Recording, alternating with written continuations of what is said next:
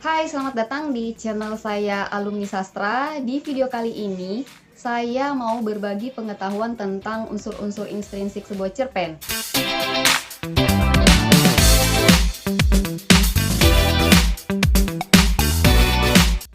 Yuk kita langsung saja bahas apa itu cerpen dan unsur-unsur intrinsiknya.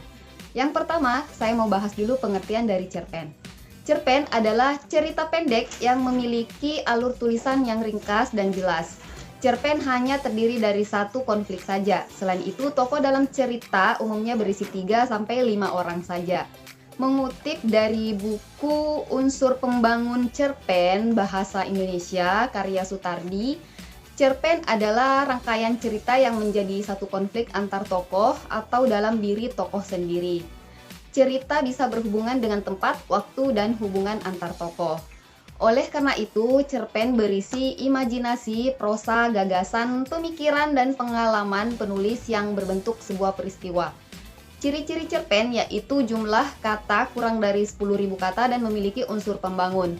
Ada 2 unsur pembangun dalam cerpen, antara lain unsur intrinsik dan unsur ekstrinsik. Di video ini saya hanya akan bahas tentang unsur-unsur intrinsik sebuah cerpen. Untuk unsur ekstrinsiknya kita bahas di video terpisah ya guys, agar durasi video ini tidak terlalu panjang. Unsur intrinsik sebuah cerpen adalah unsur-unsur yang membangun di dalam cerpen itu sendiri. Mengutip dari buku Konsep Dasar Kesusastraan Paling Mutakhir, ciri-ciri unsur intrinsik menurut Pradopo meliputi pikiran, perasaan, genre sastra, gaya bahasa, gaya penceritaan, dan struktur karya sastra. Unsur intrinsik terdiri dari tema, tokoh atau penokohan, alur cerita, latar waktu, gaya bahasa, sudut pandang, dan amanat.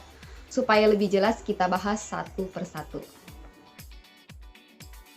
Yang pertama tema. Tema biasanya tidak dijelaskan dalam sebuah cerpen.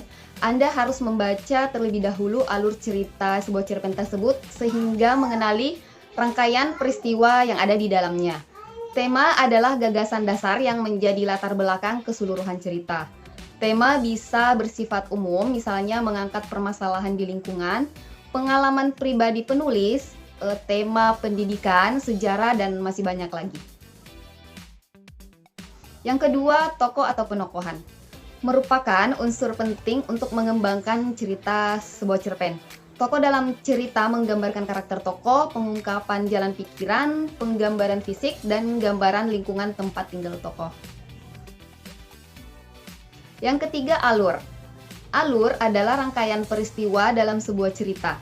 Alur dibagi menjadi alur maju, mundur, dan alur campuran. Rangkaian peristiwa dalam alur diawali dengan perkenalan tokoh atau cerita, konflik, penyelesaian, dan keputusan. Dalam sebuah alur adalah konflik yang muncul bersamaan dengan tokoh. Konflik adalah permasalahan yang terjadi pada tokoh utama. Konflik ini mengakibatkan pertentangan antar tokoh utama dengan tokoh-tokoh yang ada di sebuah cerpen. Cerpen biasanya memakai alur maju. Yang keempat, sudut pandang. Sudut pandang adalah segi pandang penulis sebagai pengamat di luar cerita. Pengarang bisa memakai kata ganti orang ketiga untuk menceritakan peristiwa atau tokoh utama. Pengarang bisa mengganti tokoh utama dengan sebutan aku yang memakai kata ganti pertama. Yang kelima, gaya bahasa. Gaya bahasa berguna untuk menciptakan nada atau suasana persuasif. Gaya bahasa ini memperlihatkan dialog dan interaksi antar tokoh. Penulis perlu memakai bahasa yang cermat untuk menceritakan suasana dan imajinasi pembaca. Yang keenam, latar. Latar biasanya berhubungan dengan suasana, waktu, dan tempat terjadinya cerita. Dalam novel akan dijelaskan di mana, kapan, dan bagaimana penggambaran suasana tokoh dalam lingkungannya. Latar dalam cerita bisa berupa imajinasi yang faktual. Latar ini dipakai untuk memperkuat keyakinan pembaca dalam jalannya sebuah cerita. Yang ketujuh, amanat atau pesan. Pesan biasanya disampaikan oleh penulis pada pembaca tentang nilai moral dalam sebuah cerpen.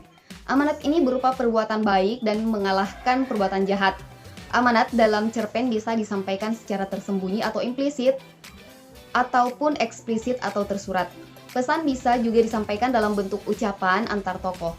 Amanat ini bisa dipahami oleh pembaca melalui serangkaian peristiwa yang disajikan dalam cerita. Seingat saya, itu ya beberapa unsur intrinsik cerpen. Kalau misalkan ada yang kurang dan kamu tahu, kamu bisa komentar di bawah ya guys.